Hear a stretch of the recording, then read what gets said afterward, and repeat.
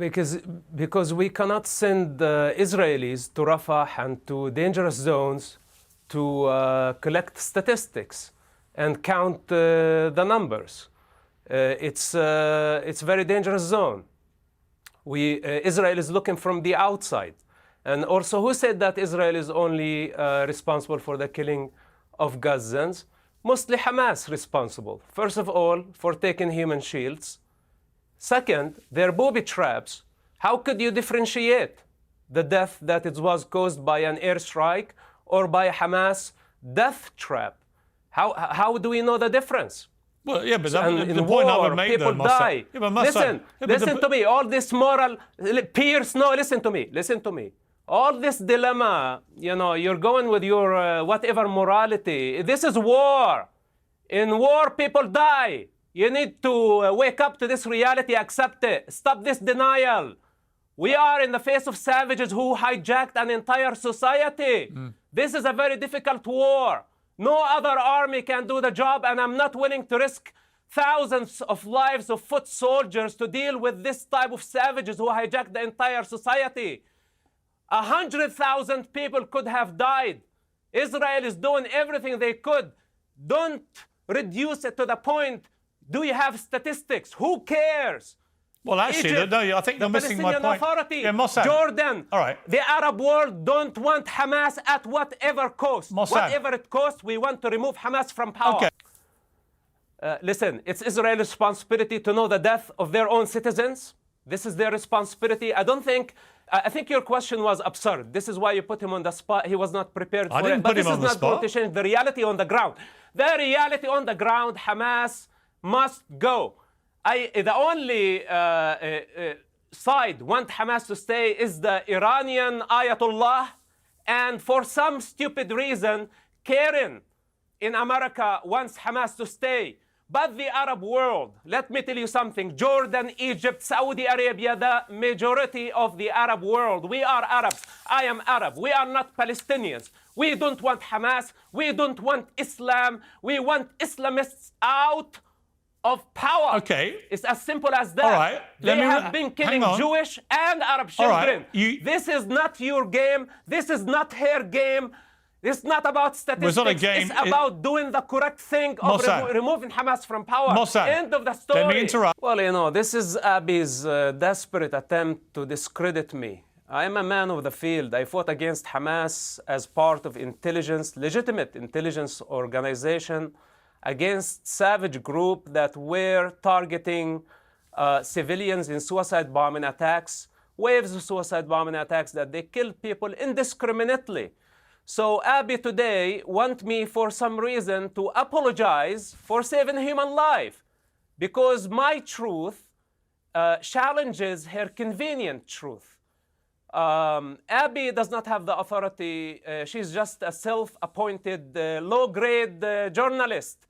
How can you be a journalist and you call this a genocide, ethnic cleansing? And she just keep repeating ethnic cleansing, genocide, colonialism, etc.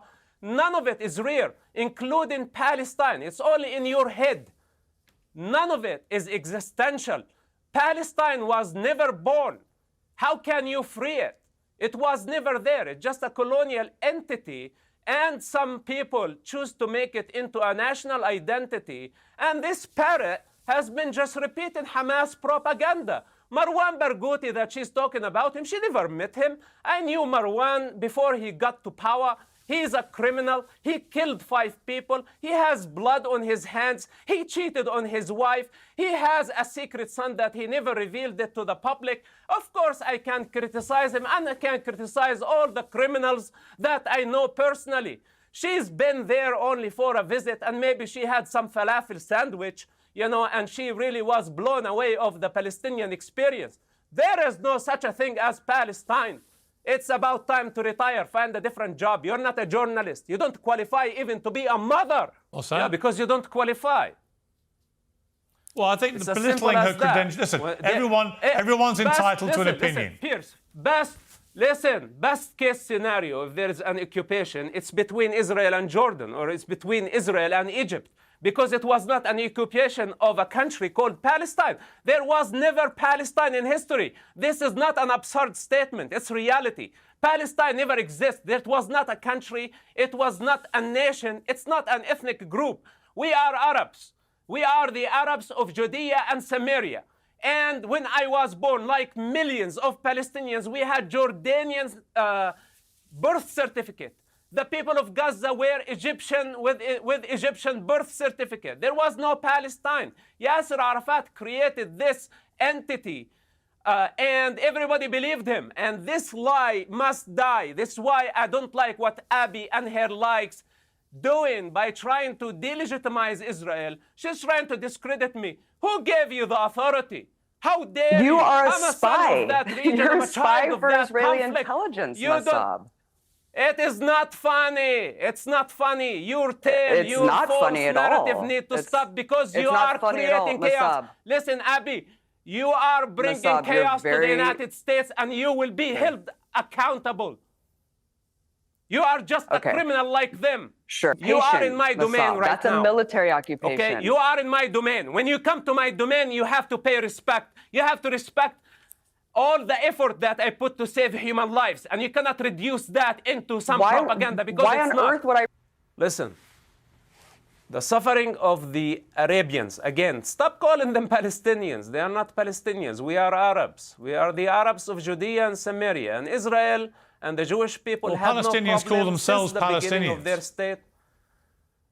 Well, you gave them that name. You forced the international community and the rest All of right, the well, world. let me rephrase the forced question. that Should the name on Palestinians. people who live in Gaza and on the West Bank, should they be entitled to the same human rights as Israelis? If they have equal responsibility as the decent citizens of the State of Israel, that includes Arabs, Jews, Christians, and all other citizens of the State of Israel, then yes, they have equal rights. But if they are not taking their responsibility, if they are using violence, sending suicide bombers, and killing babies, kidnapping a 1-year-old, you know, how do you answer to the mother and to the mothers of the hostages and all those who got killed on October 7? You know, it's very easy to just try to delegitimize Israel. This is what Abby and her likes have been trying to do for so long. But they don't have the moral power to say what Hamas did, all the waves of suicide bombing attacks. October 7, that was a genocide. That was a genocide. So stop spreading the false narrative. Now, regarding to the Arabs who live there, they need a decent police force. They need a good economy. They need good education. And if they are able to integrate, then naturally could be a political entity based on their needs. But right now, when she say Palestine, who is? Islamic Jihad, Fatah, Marwan Barghouthi, Ismail Haniyeh, Hamas, Public Front. They are so conflicted. They don't have agenda. They don't have leadership. They don't have legitimacy. This is an anarchy that has been going on for about 70 years. And it's about time for it to stop. Now, to transform, to integrate the society, we must protect the children. And this is a priority number one before we talk about Palestinian state or whatever name you want to give it.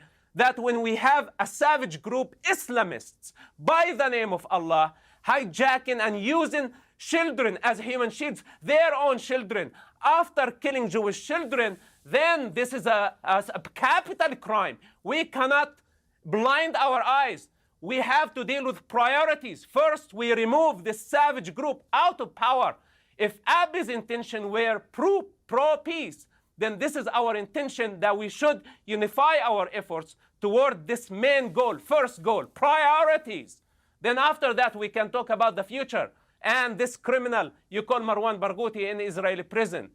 A group like Hamas launches a terrorist attack on Israel that kills 1,200 people. They take over 200 more people hostage, including babies and Holocaust survivors. That is a declaration of war, which they knew would lead to the kind of response we've seen from Israel.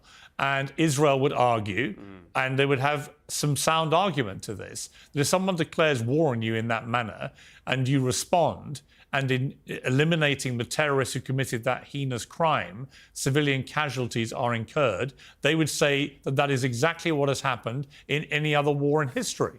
That the principle is the same, that the civilian loss of life is appalling, but that the principle of retaliating against a body of people who have committed one of the worst terror attacks in living memory, that is why they're doing it. Listen, naturally, if the Israeli protocol is not sufficient and it's not satisfactory to the expectations of Abby and many of her friends, then I say, how about we punish Hamas by their own laws, by the Islamic law? Why don't we follow the Islamic protocol? In this case, the Islamic law says, behead all men and take all women and children as booty. This is their moral stand. So she say it's asymmetric. Well, we already know that. It's a very dirty war. We are dealing with people with the mentality of the 7th century tribalism. It's not an easy mission for a democracy, for any country, for any modern army, for any civilized society to deal with this. So we need to be reasonable. I understand if people are anti-war and they are pro-children, pro-life, me too. But sometimes we have to make very difficult choices. And Israel was really pushed to the corner. Israel is fighting for its very existence. I am fighting for my very existence. I did not kill any Arab. I did not kill any of their tribesmen. But they want me to exist. Why? Because I criticize their religion. I criticize their stupid ideas that are leading towards global chaos. And instead of spreading the narrative, the victim narrative, what we need to do actually, we need to localize it, not globalize it. And we need to be reasonable of our expectations from a democracy in the middle of crisis.